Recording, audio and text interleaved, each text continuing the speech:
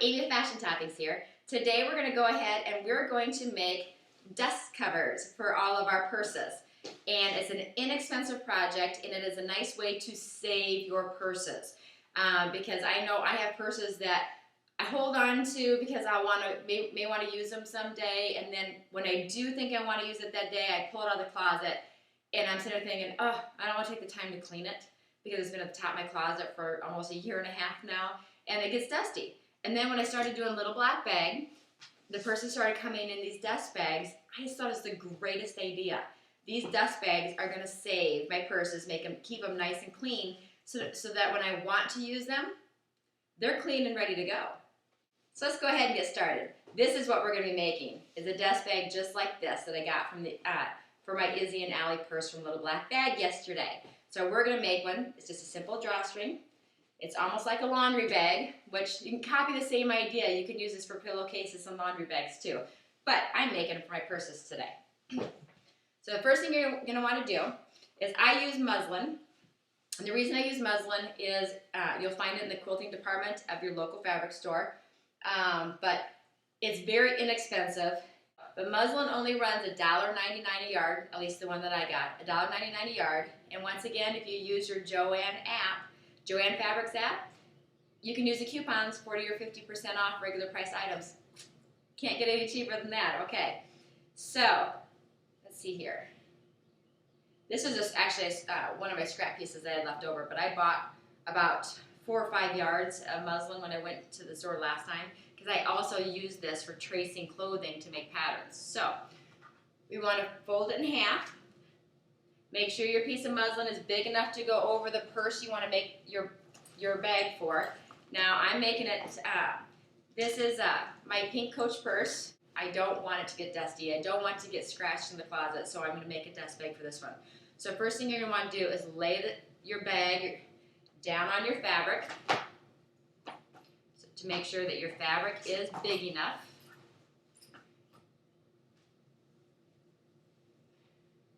And at the opening that will be at the top of your bag, make sure your fabric is long enough for you to fold it down either 1 inch or 1/2 inch, because we're going to do our usual folding and making a channel so we can feed a cord through it. So just make sure that you have enough material at the top so that you can make the drawstring opening. So my material is definitely big enough. I have plenty of room on the sides, plenty of room on the top. Good. Before we get started. Then we're going to make sure the sides are even.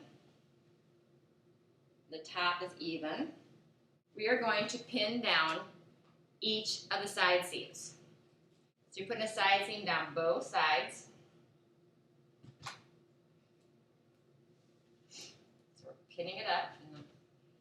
So I got my side seams just pinned up.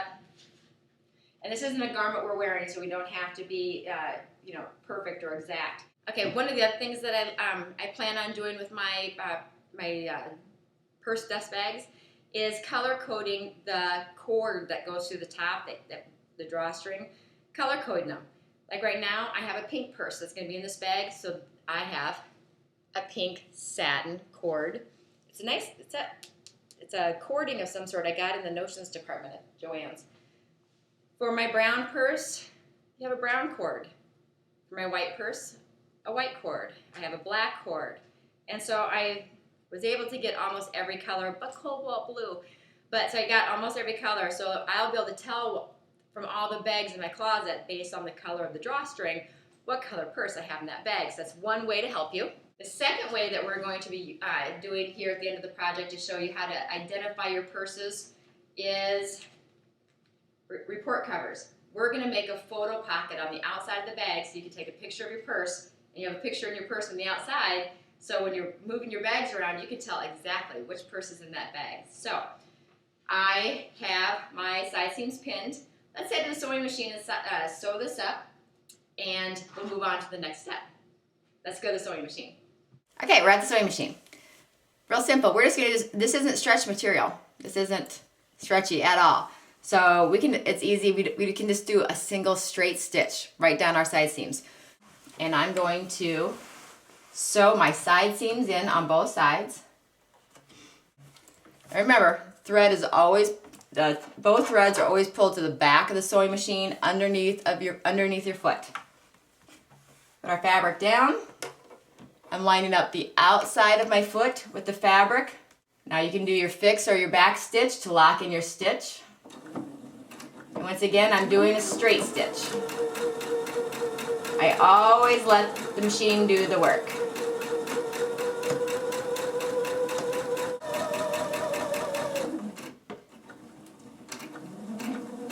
You get to the end, don't forget to do your back stitch or to lock in your stitch. Okay, and side one is done. Now we have to do the other side seam, exact same thing we just did, but on the other side. Okay, the next step. As you can see right now, it's just, so basically it's just a giant pocket. Because this was our fold at the bottom, and we just sewed in the two side seams.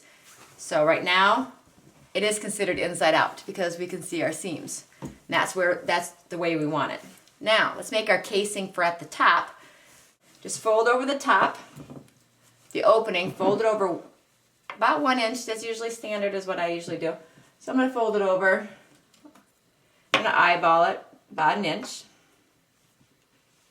And pin it. And I'm going to do that all the way around. Okay. So I have my channel at the top. I have it pinned. Now it's back to the sewing machine. And we're going to stitch at the bottom. We're going to stitch at the bottom of our little channel here, all the way around the pillowcase, so that we can slide our cording through when we are done. Now, remember my trick.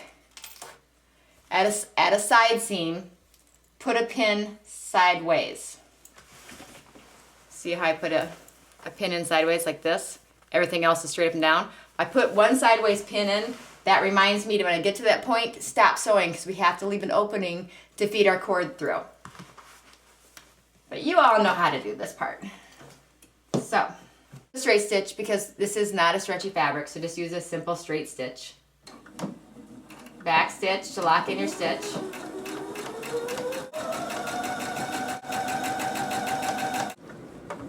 Okay, coming up to my pin, so I know I need to stop sewing. So I'm going to back stitch, lock it in, fix button. Okay. Okay, so we sewed in our channel. Now, all we have to do is feed our cording through. Now, put a safety pin through your cording and start feeding it through your channel. That's the boring part, so I'll go ahead and do this and we'll be right back. Okay, so I fed my elastic through. We did our channel all the way around the top border, and then I just left a little tiny opening. See, small enough for the strings to come out. There is your little dust bag. Real simple. If you have a fat tote bag and so you want your bag to not be so narrow, here's a trick. Take your corners at the bottom of your bag, open it up, put your hands in there, open it up, pinch the corner. So you pinch it.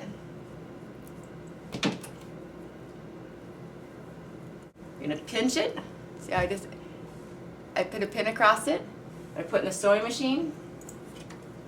This is if you have a fat bag and you want your bag to lay nicer. Just an extra step if you want to do it.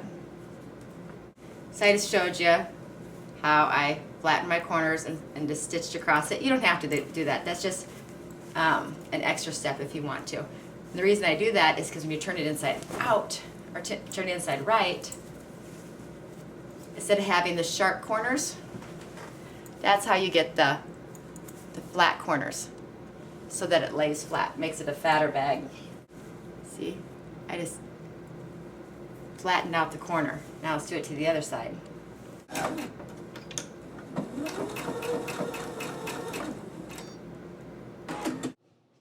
Okay, so I made just a basic bag, very simple. Got the cords coming out the side. And so I have pink cording. It helps me tell what kind of purse I have in that bag. Or you can use a report cover. Now with the report cover, you can just cut this to size, how big you want your photograph to go in to show your purse if you're going to do a photo. So you can slide a picture in there. See, I just like to fold it in half. Little pocket.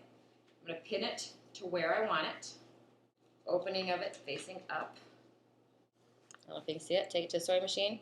But you can stitch down here, across the bottom, and then back up, and leave the opening open so that you are able to put your photo in. Okay, now to sew our little photo pocket. I know this. I don't know if this part is even worth videotaping because you're not going to be able to see it. I have a piece of plastic on there. I think you can see it right there.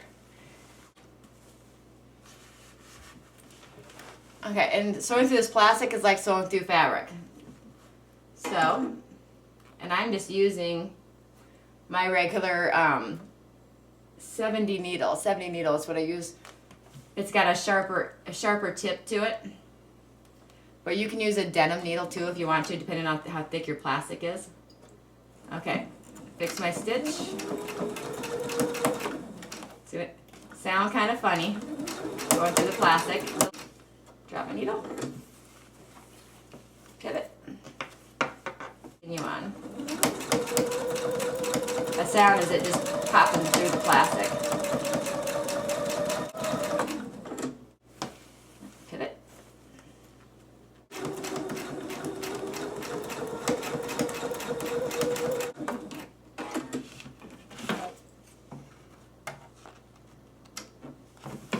Okay, so there is the little photo pocket for the outside. I haven't taken a picture of my purse yet, so I went ahead and just took a picture off my refrigerator.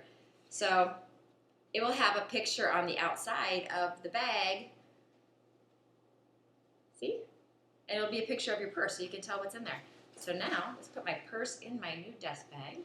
My closet is going to look so organized, having a dust bag for every purse, all sitting on a shelf, nice and neat. And there is my dust bag for my purse. So, pretty simple. So I have my color coding drawstring, and then I have my photo, which will be my photo of my purse on the outside. This is also a nice way for, like, with Christmas coming up. Use Christmas material, making a bag for them, and then doing the little photo with the picture of the bag in it for them. Then they have a way to store their bag, and it's wrapped. It's a cute way, and it's something they can use. This is a different project. It's just, you know, after getting my little black bag in, I decided I wanted to do these for all of my purses, for up in my closet to keep them in nice shape and keep them from getting all dusty. So I figured if I'm going to make them, I may as well share the idea with you guys online. Well, this is Amy with Fashion Toppings with another sewing tutorial. And it was, you know, it's nothing you can wear, but it will save your purses in the long run. It'll keep them in good condition. So until next time, I'm getting ready. I'm doing my shopping haul video next. So until next time, I guess, this is Amy with Fashion Toppings, and you have a great day.